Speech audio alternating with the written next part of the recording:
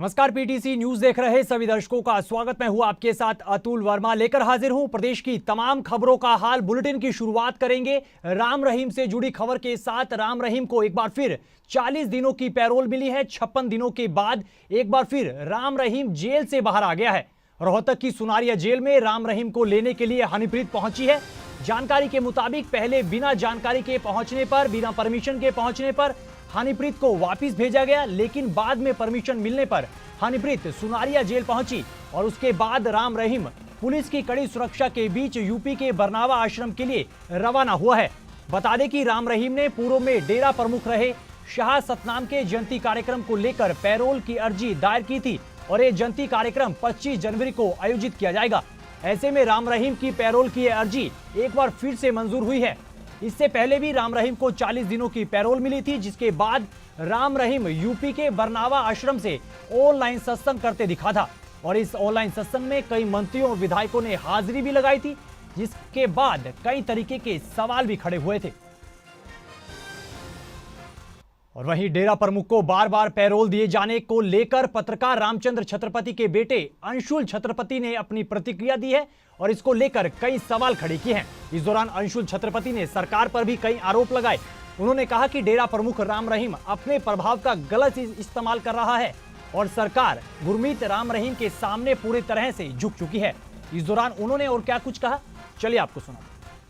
देखिए, डेरा सच्चा सौदा प्रमुख गुरमीत राम रहीम ने हमेशा ही अपने प्रभाव का इस्तेमाल किया इन मामलों को दबाने के लिए, इसकी जांच को प्रभावित करने के लिए, उसके बाद ट्रायल को प्रभावित करने के लिए। तो जिस तरीके से बार बार गुरमीत राम रहीम को पैरोल दी जा रही है, तो कहीं ना कहीं सरकार जो है उसके सामने झुकी हुई है। वो आज भी अपने प्रभाव का इस्तेमाल कर रहा है और सरकारी तंत्र को जिस तरीके से उसके सामने दबा हुआ है और उससे प्रभावित होकर के उसको बार बार पैरोल दी जा रही है, तो कहीं ना कहीं ये कानून के साथ खिलवाड़ है, कानून का मजाक है।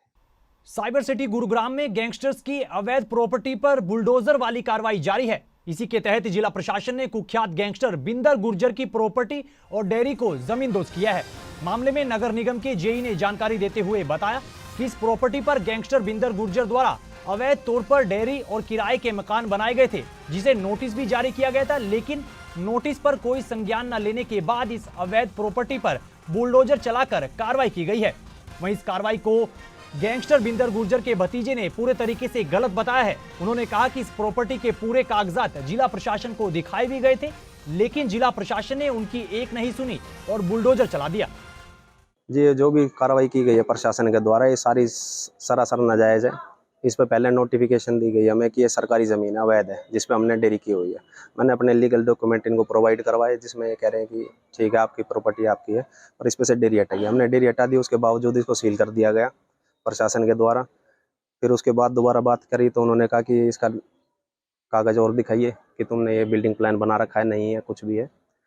फिर भी उसके बावजूद इन्होंने डिमोलिशन कर दिया। यहाँ पे जी हमें अनऑथराइज्ड डेयरी की कंप्लेंट मिली थी, तो उसके उपरांत हमने 2 नोटिस दिए थे। तो इनकी तरफ से कोई हमारे पास से किसी जवाब नहीं आया इनका नोटिस का, तो कार्रवाई जॉइंट कमीशन द्वारा कार्रवाई अमल में लाई जा रही है।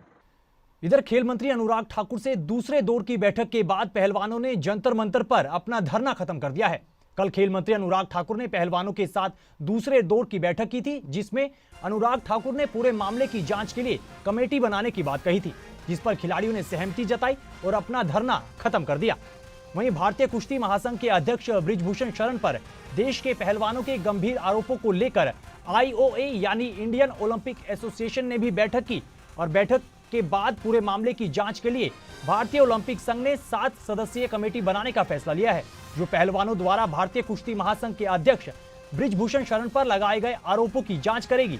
और इस कमेटी में चैंपियन बॉक्सर मैरी कॉम, योगेश्वर दत्त, डोला बनर्जी, अलकनंदा, सहदेव यादव और 2 वकीलों को शामिल किया गया है, जो कि यौन शोषण के आरोपों की जांच करेंगे।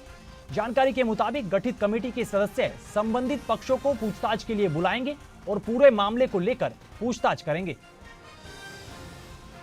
वहीं भारतीय कुश्ती महासंघ के अध्यक्ष बृजभूषण शरण ने खिलाड़ियों के आरोपों पर पहली बार अपनी प्रतिक्रिया दी है। यूपी के गोंडा में आयोजित एक कुश्ती प्रतियोगिता में पहुंचे बृजभूषण शरण ने कहा कि इस पूरे मामले में जो भी आरोप लगाए गए हैं वो सरासर बेबुनियाद और गलत है।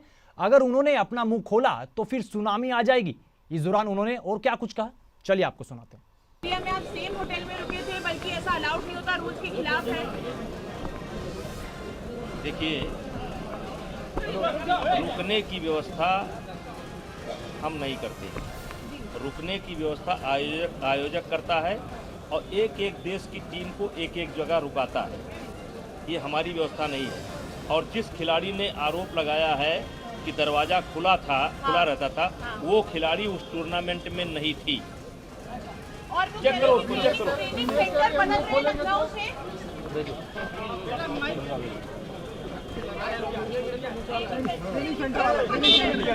बदलने की बात कह रहे हैं कि मान अब आप सब पूछ लेंगे, सब पूछ लेंगे। अरे सर बता दीजिए, पूछना भी है, बात भी है। नहीं भाई, अब मैंने बोल दिया है, जो बोलना था बोल दिया है। अब मेरे लिए कुछ रहने दीजिए। जो बैठक अयोध्या में होनी थी वो होगी, ऐसे होगी, परसों होगी 22 को। 22। सर ये कह रहे हैं कि अगर आपने इस्तीफा नहीं दिया तो आपसे कराया जाएगा जबरदस्ती। तो भूचाल आ जाएगा, ऐसा क्या वो मुंह खोलने वाली है? अब हो सकता है हम खोल दें तो सुनामी आ जाए।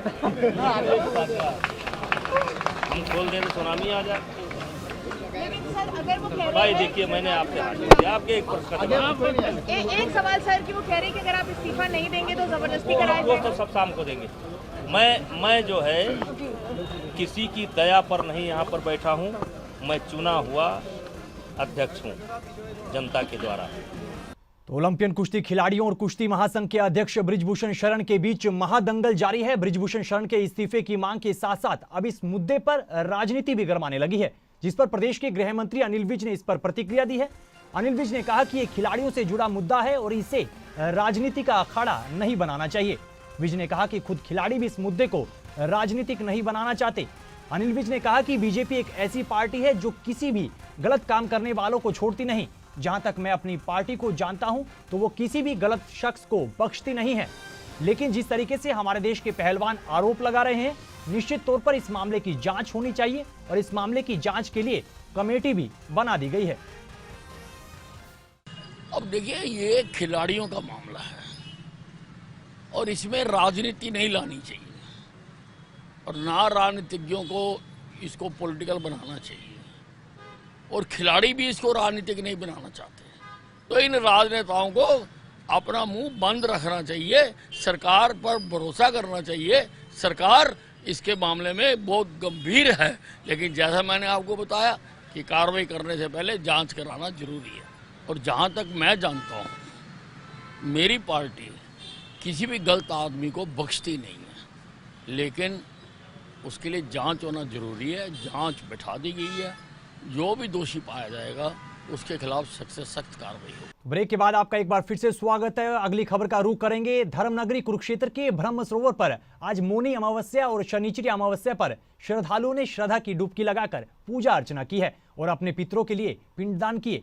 श्रद्धालुओं ने कहा कि आज के दिन का काफी विशेष महत्व है और 20 साल के बाद आज मौनी अमावस्या और शनिचरी अमावस्या का विशेष महासंयोग बन रहा है। इसलिए उन्होंने ब्रह्म सरोवर पर पहुंचकर श्रद्धा की डुबकी लगाई है और पूजा अर्चना की है। आज 20 साल बाद सहयोग बना है मौनी महोत्सव और शनिचरी महोत्सव का। 20 साल बाद ये बना है, इसका महत्व जो बड़ा भारी होता है कि लोग अपने पितृ पूजा पिंडदान करते हैं, स्नान करते हैं, कई प्रकार के दान पुण्य किए जाते हैं। लोग अपने पितरों की शांति के लिए हवन यज्ञ भी करवाते हैं। मोक्ष प्राप्ति के लिए भगवान श्री कृष्ण ने भी इसी जगह पर भगवान श्री कृष्ण अर्जुन के हाथ से पितृ पूजा पिंडदान कराया था, तो इसलिए यहाँ पर पितृ पूजा पिंडदान का बड़ा भारी महत्व।